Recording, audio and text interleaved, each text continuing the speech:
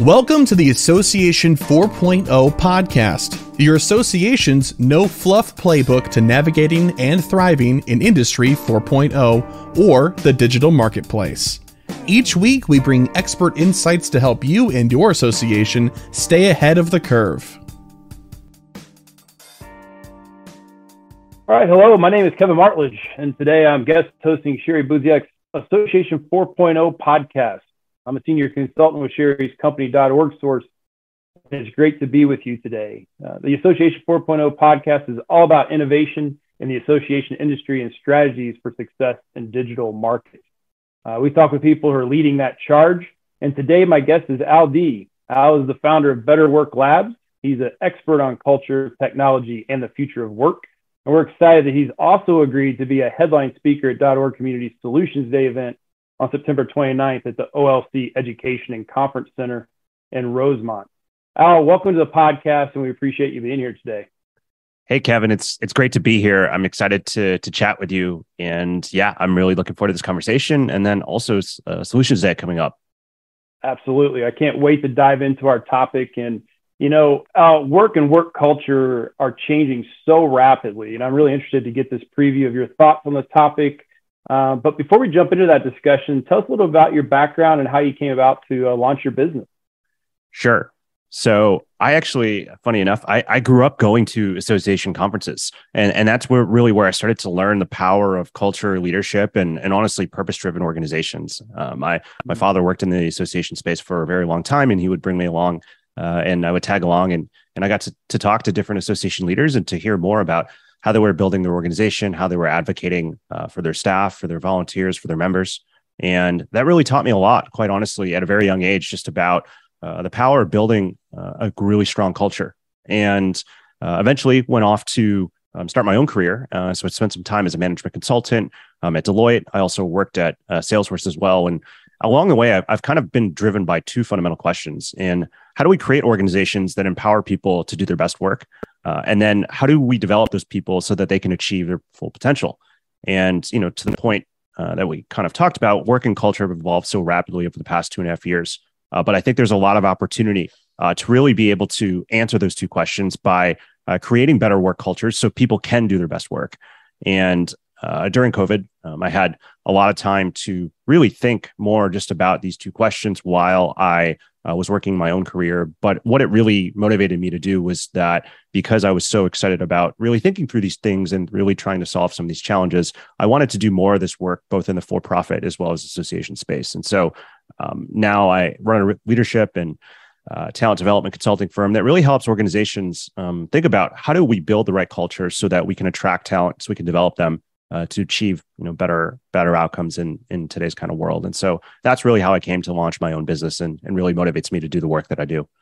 Absolutely. And it's so important, as we'll get into today. And, you know, the culture and thing around associations and both the for-profit and nonprofit, and especially how COVID has impacted some of those things. It's just become even more and more important. So I can't wait to jump into this with you, because I think it's very, you know, kind of cutting edge, so to speak, about how things, how leaders can kind of develop that culture. So my first question is, I saw a recent editorial where the author proposed that like the Great Resignation and quiet quitting aren't really a new phenomenon. What's your opinion on that? And do you agree or disagree? Yeah, it feels like it is the topic du jour. And I think at this point, every other month, there's a new word or a new phrase that seems to be taking hold of the zeitgeist in terms of talking about work culture.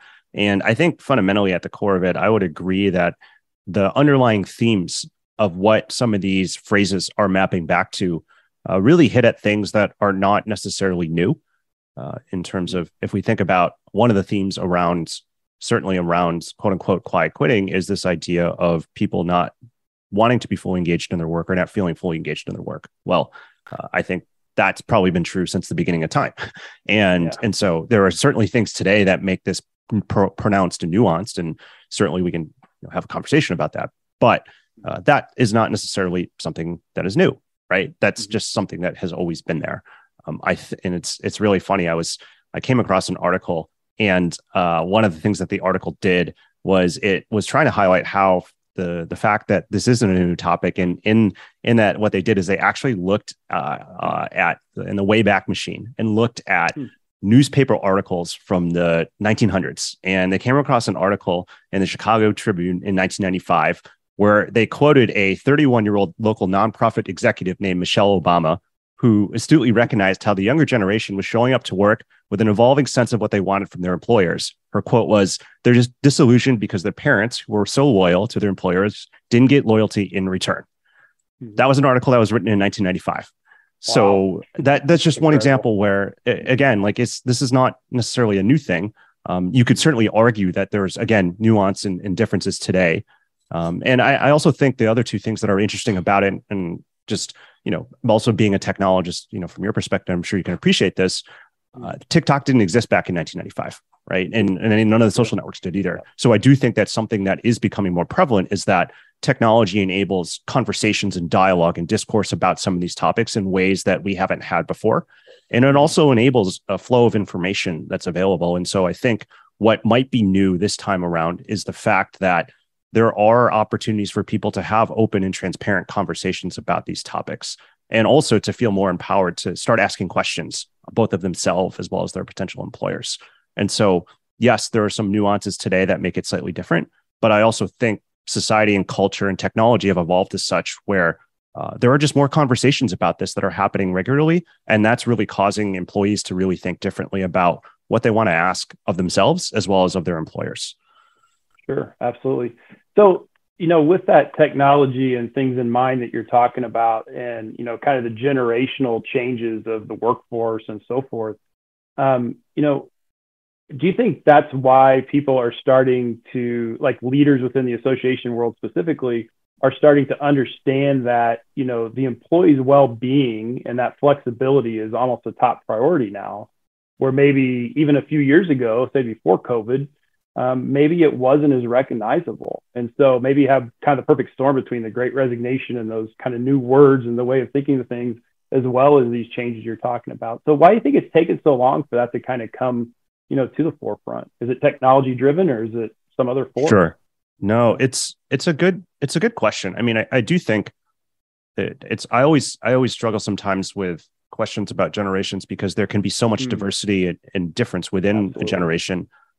And also some commonalities, and also, certainly every time a new workforce new generation joins the workforce, they go through their own things, and that, some of that is new, and some of that is just, that's what happens when a new generation joins the workforce. But what I'll say is this, I do think during the past decade or so, and particularly I'll put this in context. So I joined the workplace in 2010, right? And so post Great Financial crisis, I was fortunate enough to get a good job.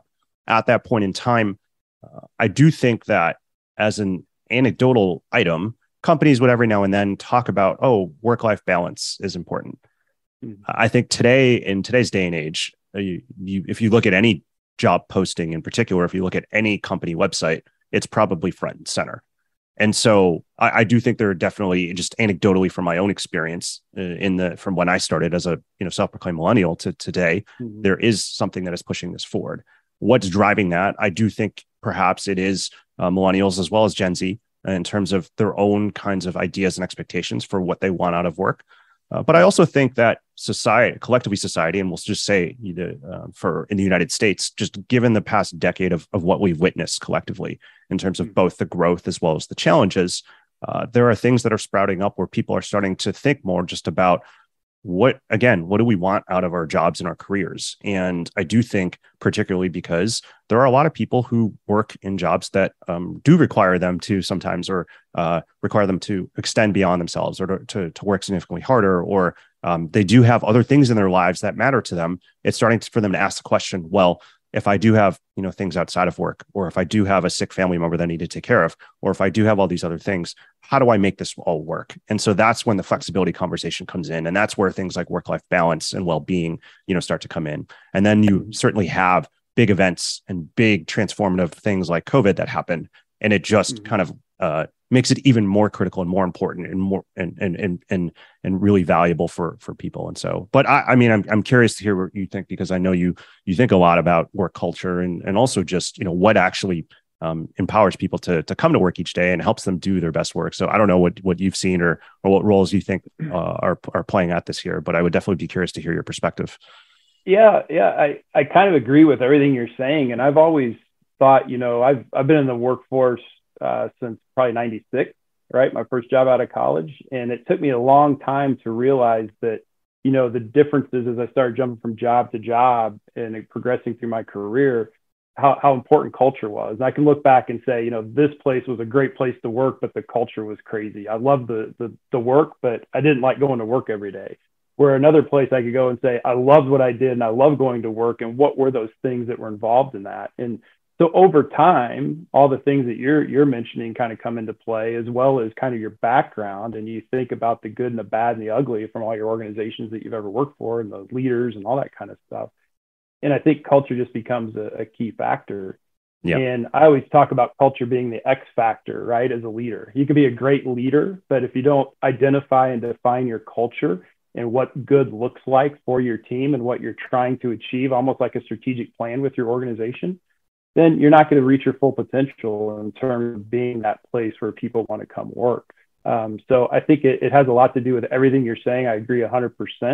And I think the other part is just that experience that people have, what they want and what they don't want out of their jobs and the places where they go to work and the people they want to work with every day. Right. Sure. Yeah. I think you're absolutely spot on. And I would add to that, when you perhaps have a lived experience where you are working really hard and you all of a sudden, you get stressed out, or it gets to a point where it does become unbearable. You have to do something to change. Right. And so let's say you go and you make a change, or you go look out and see another opportunity, right, where that allows you to maybe get a little bit better balance and well-being. Well, it's a lot easier to do that today than ever before. Why? Because it's a lot easier to find jobs and opportunities. We're certainly in a market now for at least for in-demand industries and skills where you do have a little bit of choice if you're an employee that does want something else. And then the other thing is that, again, and where maybe the technology thing does come into play, even if we looked at platforms like LinkedIn or information hubs like Glassdoor, right, where there is information about that today. And that was never always the case. And so if you are in one of those positions where maybe you're not in a great culture, or maybe where you're not necessarily getting what you want, you can go out and look around and see what else might be out there. And then it just begs the question of, oh, okay, could this be better? And if so, would that be something that's important to me? And Absolutely. Then you can go and get it. And so I don't think, again, like some of those desires perhaps maybe are not new, but I do think from a technology component, there is a lot more alignment that is required today, I think, from companies of who they say they are and what actually happens. And if there is a dissonance or a gap, I think that's when employees start to question of, hey, this company says that they really care about having a great culture, and they say they stand for these things, or they say that well-being and work-life balance is important, but they're not really acting in a way that really articulates that. And so what are they going to do? They're going to look for other places that where there isn't that gap, or where that isn't that dissonance. And so, and technology certainly does play a role in facilitating that. Mm-hmm. Absolutely. I couldn't agree with you more. And, before I jump into the next question, to kind of wrap up that thought is, it's interesting. Like I remember back when I was first starting to get my first job, you had to kind of wait till the job interview to get a sense of the culture of the organization. Sure. Where right now, you're right. You can go on LinkedIn, Glassdoor, whatever, and get a really good sense about what's there, so you can then ask follow-up questions during the interview. So that's so key. I appreciate you bringing that up, because that's a key point about how technology has kind of impacted this. Absolutely. So with that in mind, what's kind of your best advice for employers who are looking to kind of attract that top talent today, knowing that, there's all these different things that people might be looking for in an organization? Yeah, I think it starts with taking an honest look at your EVP, your employer value proposition, or maybe in our case, your AVP, your association value proposition, right? Mm-hmm. In terms of, is it compelling? Is it aligned with reality? Is what you're offering up is going to be something that is going to resonate with the type of worker that you want to come to your organization to do their best work, right? Mm-hmm. And I think you need to have an honest kind of reflection upon that, and an honest analysis of that, because in a competitive market, you're going to need to make sure that whatever you're offering is going to be something that people are going to want to take, right? And so really digging into that and getting into the nitty gritty around that and testing it and getting feedback on it, I think is something that is really important. A common mistake I think I see sometimes that associations and organizations make is that they think they need to offer all the things, right? They think they need to be everything. And, as the saying goes, if you're everything to everyone, you're nothing to nobody. And what I would really encourage association leaders to really think about is to really think hard and long about what do you want to be exceptional and excellent at in terms of what you're offering, and the things that you're not going to be. Because let's face it, you cannot be everything to everyone, and you're much better off about being very focused on the things you will offer and really finding the people that is going to really resonate. So I think that would be one of the first things. I think the second thing is just to think about how you're going to go about providing flexibility. And the catch here is that flexibility means different things to different people and can be used in different ways. How you choose to go about providing that, I think, is going to be on you to define. And I think really critical, because if you look at all of the data and research and surveys about what people are looking for in a new job or opportunity, flexibility is generally up there, but how or what that looks like is going to differ, for every individual, and it's going to differ for every association in terms of what they're going to be willing to offer. And then the last thing that I would really say is there's a quote that I love, and I use it a bit in a lot of the talks I give, but it's from Albert Einstein, where he says, "You can't use an old map for a new world." Mm-hmm. And the idea behind this is that we are in a new world, and you need to think and work differently in order to continue to deliver value for your members, your customers, your potential people that could work at your organization. And so, the last piece of advice I would give is for an association right now that is trying to hire, is to really think about, based off of what you've always done to hire, how are you going to think and work differently to make some changes and tweaks so that you can get to a better outcome in this new world. And it doesn't mean having to change every single thing as part of that process, but it does mean having an honest reflection about what you've done in the past and thinking about how you're going to work differently in new ways. Because if you're just expecting to do the same things that you've always done to get to a better result, I think you're going to find that's probably going to come up a little short. Sure. So what's kind of your advice? Not want to get into your thoughts on, internal team conflict resolution and all that kind of stuff, but you always have that dynamic against the leadership or within a leadership team of some people that are kind of set in their ways and some people that are like more forward thinking or thinking differently along some of the lines we're talking about today. What's your advice in that, and to try to help kind of bridge that gap to find the common, way forward in terms of attracting top talent? Sure. And it's a challenging one, because there's a lot of things that probably worked in the past that enabled you as a leader to bring the organization to where it is today. And you should honor that and give credence to that. But the reality of it is that we're in a world that demands constant attention to how markets and industries and people evolve over time. And so if you do believe that you do want to stay relevant, that you want to continue to be a player in the space that you're in, whether that is for your members and your association, or whether that's when you're trying to attract talent, I do think you have to accept a little bit of this idea that what got you here may not get you to the next phase. And so as a leader, though, I think it kind of is upon you to really set the tone, to have the humility to acknowledge that not everything that you did in the past will continue to work moving forward, right? And in addition to that, you don't have to do it alone. And so as a leader, what you can do is, if you can create the conditions where, if you accept that humility and you encourage your team to think and work differently, you can collectively come up with ideas about how that might be able to change, how that might be able to happen. So one example of this, in which I thought was really novel and great, and something I am starting to encourage people to do. I had the privilege of going to ASAE annual back in Nashville a couple weeks ago, and one of the keynote speakers was Safi Bakal. And so one of the things that Safi recommended, and he suggests, is that anytime you hear someone say that would never work here, your response should be prove it. Yeah. And so if you're ever going to, Yeah. if you're going to say that, you have to back that up with some kind of data or some kind of experiment. Right. And so if you're going to say, you know what, like we've always looked for these requirements in a job posting, that like we would never be able to remove, I don't know, a requirement about having a master's degree and find the right, candidates. Then your response should be, okay, well, prove it. Right. We're data driven. Right. Let's go test it. And if you're wrong, well, then you learned something and you saw how you could do it differently.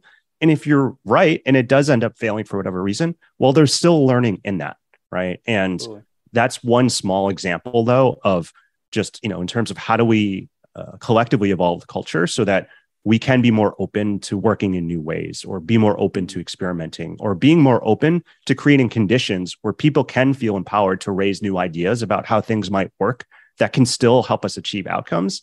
I do really think it starts with the leaders and that sense of humility and that willingness to try and experiment, which I acknowledge sometimes is a lot easier said than done. But I do think it helps with being able to stay relevant in terms of in changing times. Absolutely.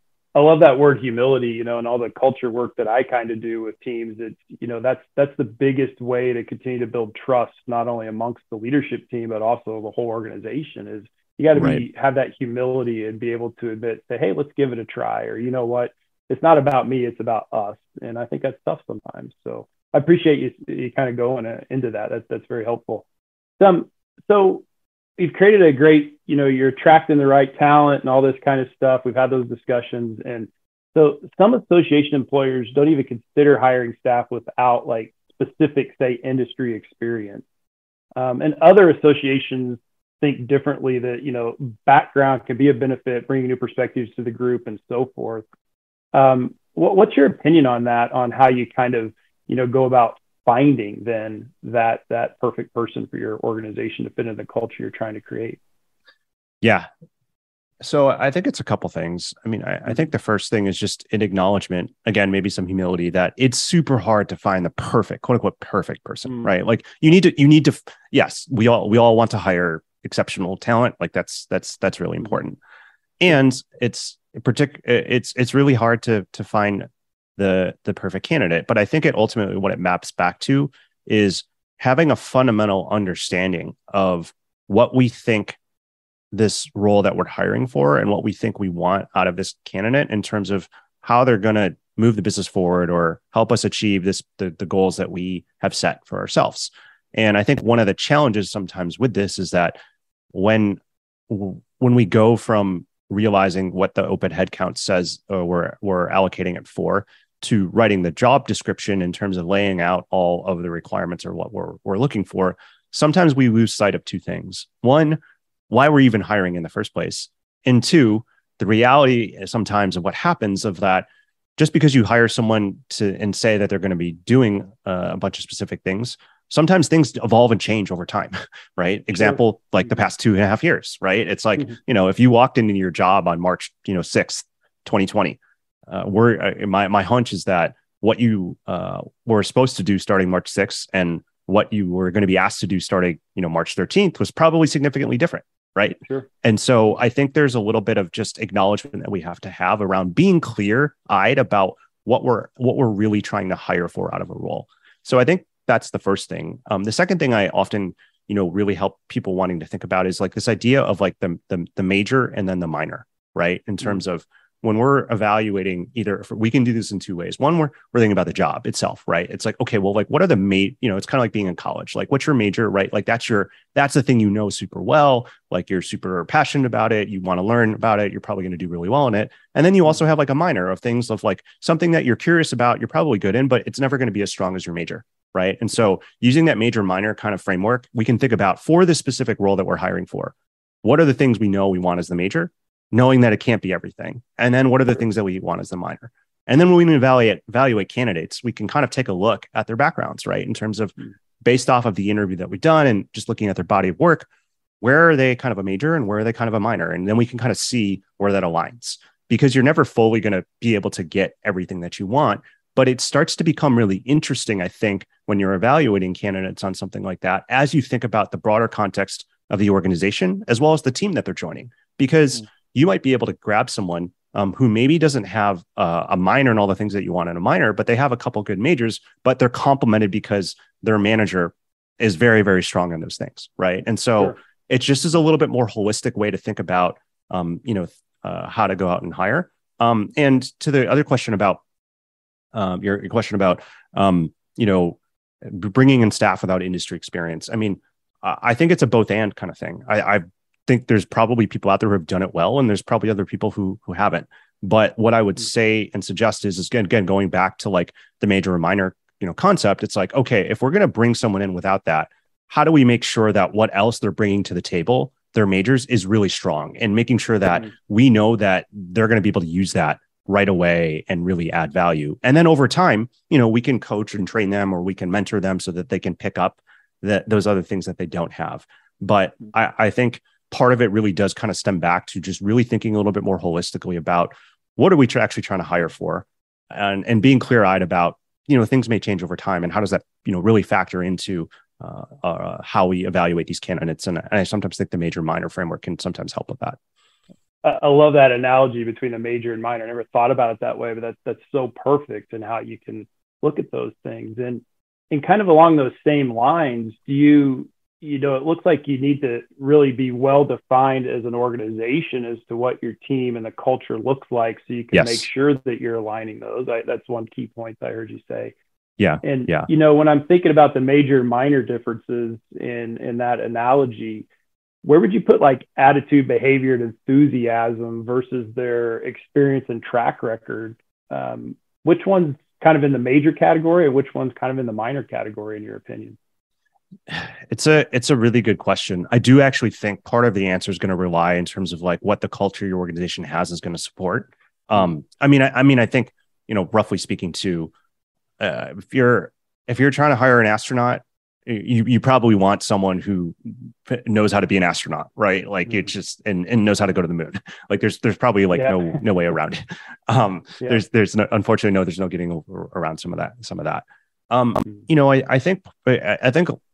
I think it's there's a couple things that kind of come to mind here. One of the first things that comes to mind is Carol Dweck's work around the growth mindset, right? In terms of growth mindsets versus fixed mindsets. And for those who aren't as familiar, it's just kind of this idea that when someone has a mindset of all the skills they have are all the skills that they have, and they're not necessarily going to be able to pick up something new, versus someone who kind of looks at it as, I have an opportunity to potentially grow and build towards something.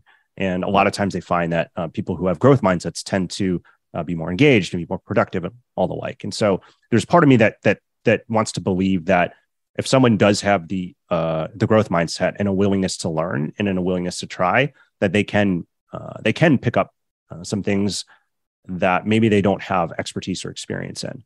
That said, there's probably some things, in any given job role where you probably do want to really make sure that someone has done it, or they can explain how that they would do it and do it well, because it's just the role just kind of requires it. So I think all of those things matter. The context of the role really kind of determines what that is, as well as what kind of culture you have to support that, right? If you are in a culture where people are regularly going above and beyond to try new things or to learn in new ways, well, then having someone who has a little bit more openness of a mindset and an eagerness and willingness to learn is probably going to be really good. Or another kind of analogous example of this is, I used to work in management consulting, and when they hire undergrads out of school, they don't hire them for their expertise, right? Because or their work experience, because they don't really have any. They hire them because they certainly have a level of intelligence, but also because they have a willingness to learn, right? As well as an eagerness to work hard. And they also have a culture a lot of times of apprenticeship and mentorship. And so in that specific role and that specific model, I do think that you can probably over-index a little bit more around attitude as well as an eagerness to learn than perhaps specific past experience, right? But that's going to vary in organization to organization. But yeah, I mean, I don't know. Again, I'm going to throw it back to you because you think about culture a lot. What's your kind of thought process on this, particularly having done some work in the with different associations that have different cultures? Do you think they have the ability to kind of stomach, taking on someone who maybe has a really strong attitude and a really good work ethic, but maybe doesn't have as much experience, or vice versa? Yeah, it's something that I maybe skewed a little bit. I think it really depends on the organization or the company that you're working in. But I really agree with what you're saying as far as it's the culture and what are you looking for. And I've always said, it took me a long time in my career before I started to realize this, that as a good manager, I can teach you how to do your job, right? You're going to have some kind of basic transferable skills to get you in the door, so to speak. But I would much rather hire for attitude, behavior, enthusiasm, fit to the team, fit to the culture, and then teach you the nuances of your job based on your transferable skills than to have somebody that has a great track record. That's a plus if they have both. But, I'm not going to hire just for track record. The track record and their background is going to get you in the door. I'm going to, talk to those people. But if all things equal, I'm hiring for the attitude, behavior, and enthusiasm over the skill every day.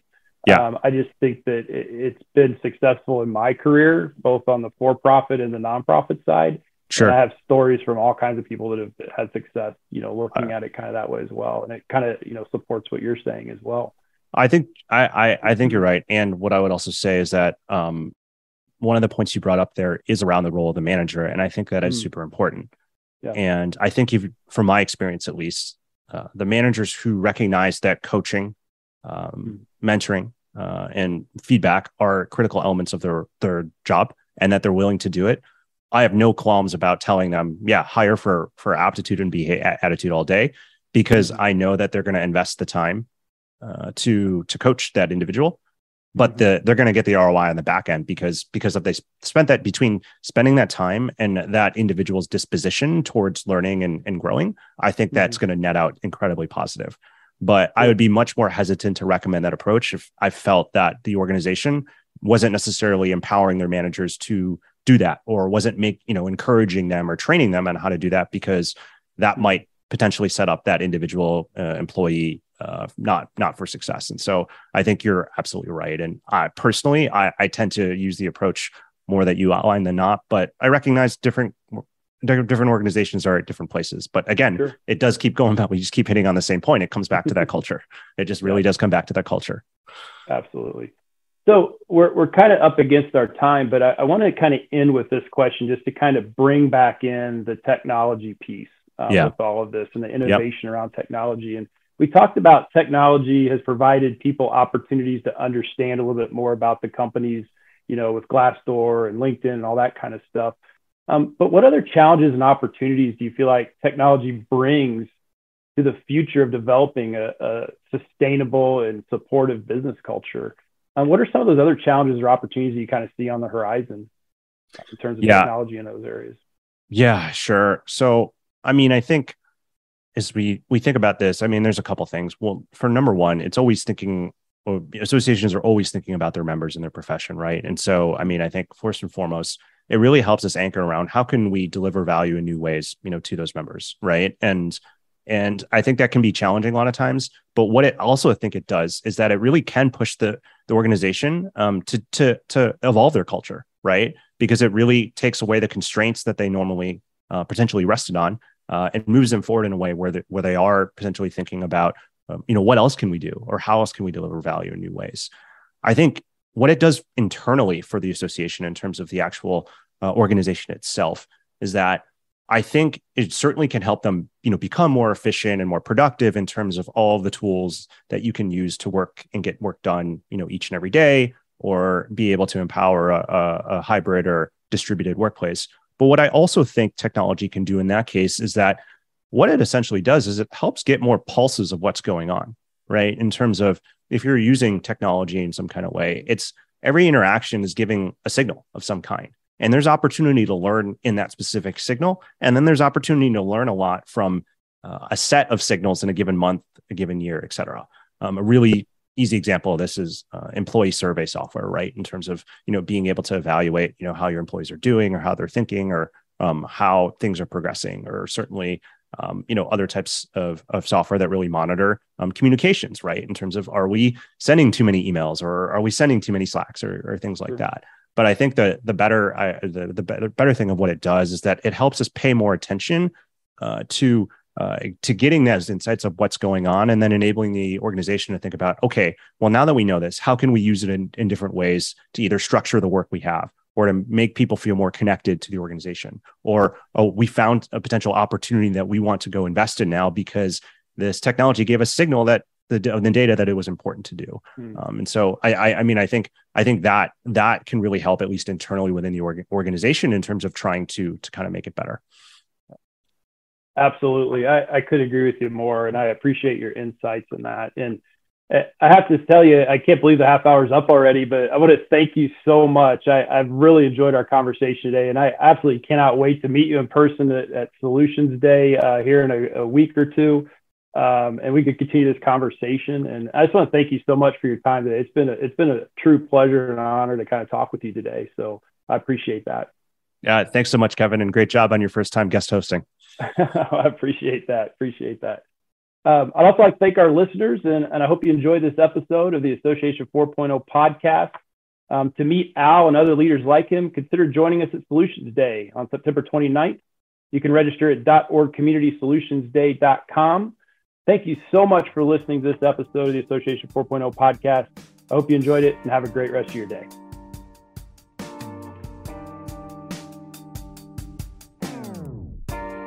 We hope you enjoyed this episode and discovered tips and information that will add value to your leadership style and your association.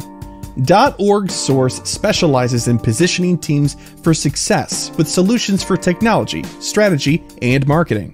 Please contact us at info@orgsource.com or visit www.orgsource.com to find out how to keep your organization on track to Association 4.0.